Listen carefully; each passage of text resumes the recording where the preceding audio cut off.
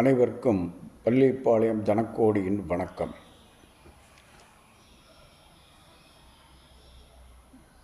முதல் கரணமான பவகரணத்தை பற்றி பார்த்தோம். இப்போது இரண்டாவது கரணமான பாலவ கரணத்தை பற்றி பார்ப்போம். பாலவம் கரணத்திற்கு அதிதேவதை ஐயப்பன், மிருகம் புலி. இந்த கரணத்திற்கான தெய்வம் ராகு. இந்த கரணத்தில் பிறந்தவர்கள் புலியை வாகனமாக கொண்டுள்ள அல்லது புலியை தன்னுடன் வைத்துள்ள தெய்வங்களை வணங்கினால் சிறப்பாக இருக்கும். இந்த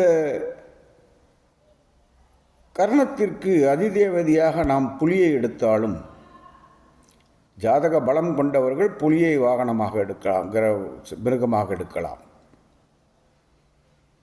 ஜாதகம் பலம் மத்தியமமாக உள்ளவர்கள் சிறுத்தையை, புலி போல உள்ள சிறுத்தையை மிருகமாக எடுத்துக்கொள்ளலாம்.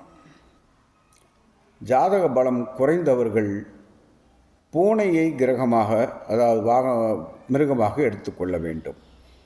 இப்படி வைத்துக்கொண்டு பலன் சொல்வேமானால் அந்த பலன் சரியாக வரும். அதாவது இவர்களுக்கு பெண் தெய்வ வழிபாடு நன்மை பயக்கும். இவர்கள் ஒழுக்கம் மிக்கவர்கள். எந்த காரியத்தை எடுத்தாலும் அதை சரியாக செய்பவர்கள். திட்டம் தீட்டுவதில் வல்லவர்கள். இவர்களுக்கு அரசாங்கத்தில் திட்டம் தீட்டும் பணிகள் உள்ள இடத்தில் அதிகமாக வேலையில் அமர்ந்திருப்பார்கள். எந்த ஒரு வேலைக்கு சென்றாலும் அந்த வேலையில் இவர்களுக்கு புரோகிராமர் வேலை, திட்டமிடுதல் வேலை நன்றாக அமையும். இதை நீங்கள் கவனத்தில் கொள்ள வேண்டும். இவர்கள் இந்த வேலைக்கு முயற்சி செய்தாலும் வேலை உடனடியாக கிடைக்கும். மேலும்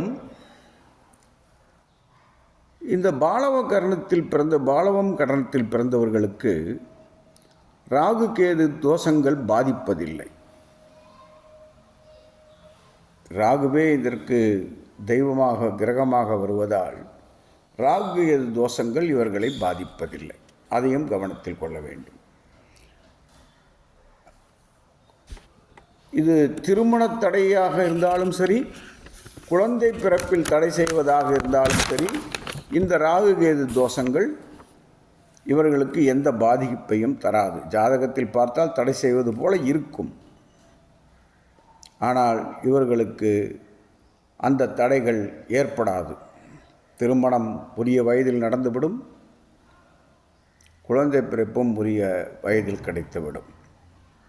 இது இந்த பாலவகரணத்தின் சிறப்பு.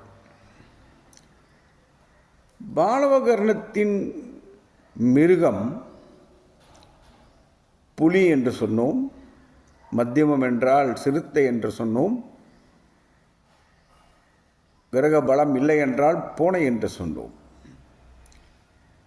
இந்த மூன்று மிருகங்களுக்கும் உள்ள குணத்தை நீங்கள் ஆராய்ந்தால் இந்த மிருகங்கள் அனைத்தும் பதுங்கி பாயக்கூடியவை.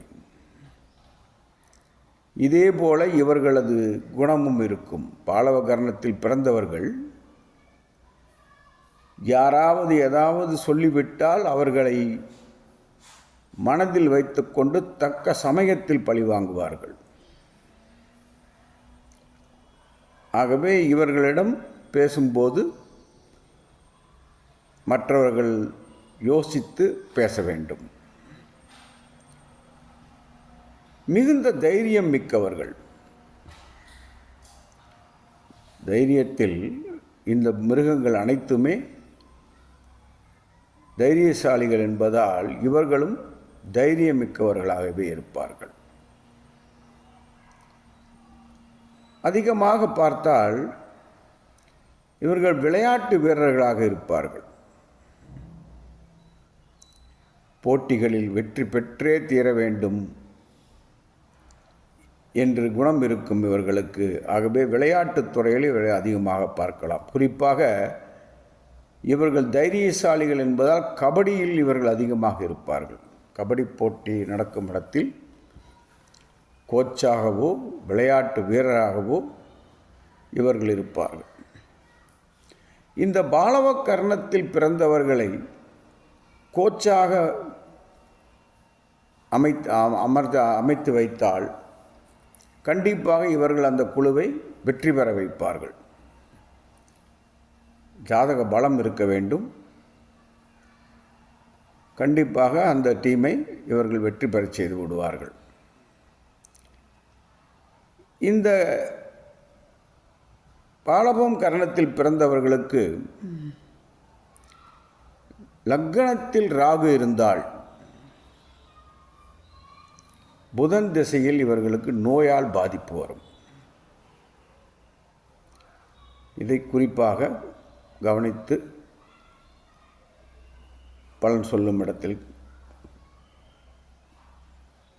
சொன்னோமேயானால் அது சரியாக வரும்.